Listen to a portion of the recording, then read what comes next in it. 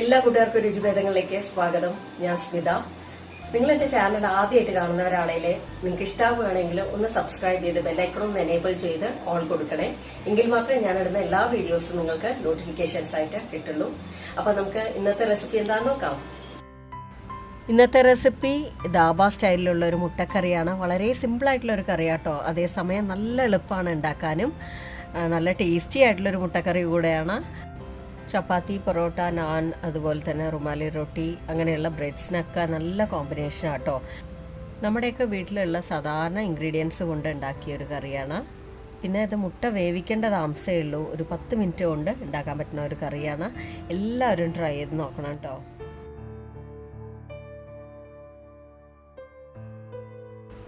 ഒരു കടായിലേക്ക് ഞാനിവിടെ 4 table spoon vegetable oil ചേർത്ത് കൊടുക്കുകയാണ്. അതിലേക്ക് 1/2 ടീസ്പൂൺ മഞ്ഞൾപ്പൊടിയും 1/2 ടീസ്പൂൺ മുളക് പൊടിയും കുറച്ച് ഉപ്പും കൂടെ ഇട്ടിട്ട് നന്നായിട്ടൊന്ന് മിക്സ് ചെയ്യാൻ പോവാണ്.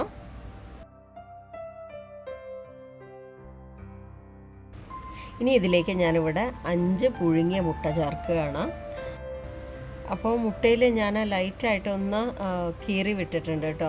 അപ്പോൾ ഈ മസാലയൊക്കെ നന്നായിട്ട് അകത്ത് നന്നായിട്ടൊന്ന് പൊയ്ക്കോട്ടെ എന്ന് വിചാരിച്ചിട്ടാണ് അങ്ങനെ ചെയ്തത്. ഇതൊന്ന് മിക്സ് ചെയ്തെടുത്താൽ മതി കേട്ടോ. ഒരുപാട് ഈ എണ്ണയിൽ കിടന്ന് റോസ്റ്റ് ആവണമെന്നില്ല. ഒന്ന് നന്നായിട്ടൊന്ന് മിക്സ് ചെയ്ത് കഴിഞ്ഞാൽ നമുക്കത് എടുത്ത് മാറ്റാം. ഇനി ഇതേ എണ്ണയിലേക്ക് ഞാനിവിടെ 1 ടീസ്പൂൺ ജീരകം ചേർക്കുകയാണ്.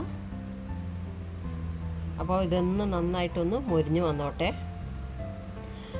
അതിന് ശേഷം ഇവിടെ പൊടിയായിട്ട് അരിഞ്ഞു വെച്ച 5 സവാള ചേർക്കുന്നുണ്ട്. അപ്പോൾ ഞാനിവിടെ ഒരു മുട്ടയ്ക്ക് 1 സവാള എന്നുള്ള കണക്കാട്ടോ. അപ്പോൾ നല്ല വലിയ സവാളയാണ് ചേർക്കണത് കേട്ടോ. അപ്പോൾ ഇതിനെ നന്നായിട്ടൊന്ന് വഴണ്ട് വരട്ടെ. പിന്നെ ചേർക്കണത് 3 പച്ചമുളക് പൊടിയായിട്ട് അരിഞ്ഞത്. ഇതും ജസ്റ്റ് ഒന്ന് മിക്സ് ചെയ്ത് കൊടുക്കാം. അടുത്ത 1 ടേബിൾ സ്പൂൺ ഇഞ്ചി വെളുത്തുള്ളി പേസ്റ്റ്. ഇത് നന്നായിട്ടൊന്ന് വഴണ്ട് വരട്ടെ. ഇനി 5 തക്കാളി മിക്സിയിലിട്ട് ഒന്ന് അടിച്ചെടുത്തതാണ്, അത് ചേർക്കുകയാണ്. 5 തക്കാളി എന്ന് പറയുമ്പോൾ അത് നല്ല വലിപ്പമുള്ള തക്കാളി തന്നെയാണ്. അപ്പോൾ ഇത് നന്നായിട്ടൊന്ന് മിക്സ് ചെയ്ത് കൊടുക്കുക.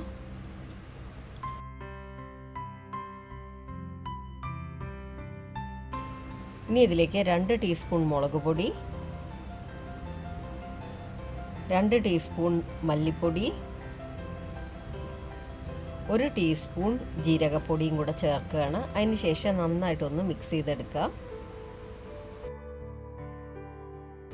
ഇനി ഞാനിവിടെ 2 ടേബിൾ സ്പൂൺ കടലമാവ് എടുത്തിട്ടുണ്ട്. അതിലേക്ക് കുറച്ച് വെള്ളം ഒഴിച്ചിട്ട് നന്നായിട്ടൊന്ന് മിക്സ് ചെയ്തിട്ട് ഇതിലേക്ക് ഒന്ന് അരിച്ച് ചേർക്കണം.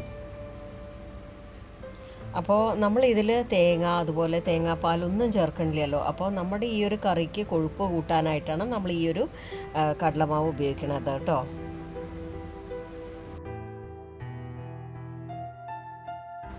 ഇനി ഇതെല്ലാം കൂടെ നന്നായിട്ട് മിക്സ് ചെയ്യുക. അതിനുശേഷം ആവശ്യത്തിനുള്ള വെള്ളവും കൂടെ ചേർത്ത ശേഷം നമ്മൾ ഒന്നും കൂടെ നന്നായിട്ട് മിക്സ് ചെയ്ത ശേഷം ഒന്ന് അടച്ച് വെച്ചിട്ട് വേവിച്ചെടുക്കണം. കടലമാവിൻ്റെ പച്ചവാസനയൊക്കെ ഒന്ന് പോകണമല്ലോ. അപ്പോൾ നന്നായിട്ട് എണ്ണ തെളിഞ്ഞ് വരുന്ന സമയമുണ്ടല്ലോ, അതുവരെ വേണം നമ്മളൊന്ന് വേവിച്ചെടുക്കാനായിട്ട്. ലോ ടു മീഡിയം ഫ്ലെയിമിൽ വെക്കണം. അപ്പോൾ നമുക്കിനി തുറന്ന് നോക്കാം. കണ്ടില്ലേ, എണ്ണ നന്നായിട്ട് തെളിഞ്ഞ് കാണുന്നുണ്ട്. അപ്പോൾ ഈ ഒരു സമയം വരെ വേണം നമുക്ക് വെക്കാനായിട്ട് കേട്ടോ. എന്നാലേ കറിക്ക് സ്വാദുണ്ടാവുള്ളൂ. ഇപ്പോൾ നമ്മൾ ഓരോ കറി ചെയ്യുമ്പോഴും അതിൻ്റേതായിട്ടുള്ള ഓരോ സ്റ്റേജ് ബൈ സ്റ്റേജ് ചെയ്താലേ ആ ഒരു കറിയുടെ സ്വാദ് കിട്ടുള്ളൂ അല്ലേ. ഇനി ഞാനിതിലേക്ക് 2 ടീസ്പൂൺ മുട്ട മസാല ചേർക്കുകയാണ്. മുട്ട മസാല ഇല്ലെങ്കിൽ ഒരു കുഴപ്പമില്ല, നിങ്ങൾക്ക് ഗരം മസാല ഉപയോഗിക്കാം. അതിന് ശേഷം ഞാനിവിടെ 1 ടീസ്പൂൺ കസൂരി മേത്തി ചേർക്കുകയാണ്. കസൂരി മേത്തി നമുക്ക് ചേർത്ത് കഴിഞ്ഞാൽ നല്ല ഒരു ടേസ്റ്റ് ആട്ടോ ഈ ഒരു കറിക്ക്. പിന്നെ ആവശ്യത്തിനുള്ള ഉപ്പും കൂടെ ചേർത്തിട്ട് വീണ്ടും നന്നായിട്ടൊന്ന് മിക്സ് ചെയ്യാം. നമ്മുടെ ഈ കസൂരി മേത്തി ഞാൻ വീട്ടിൽ തന്നെ ഉണക്കി പൊടിച്ചെടുത്തതാട്ടോ. അപ്പോൾ അതിൻ്റെ വീഡിയോ ഇട്ടിട്ടുണ്ട്, കാണാത്തവർ കാണുക. ലിങ്ക് ഡിസ്ക്രിപ്ഷൻ ബോക്സിൽ കൊടുക്കുക. ഇനി ഓരോ മുട്ടയായിട്ട് ഈ ഒരു കറിയിലേക്ക് ഇട്ട് കൊടുക്കണം.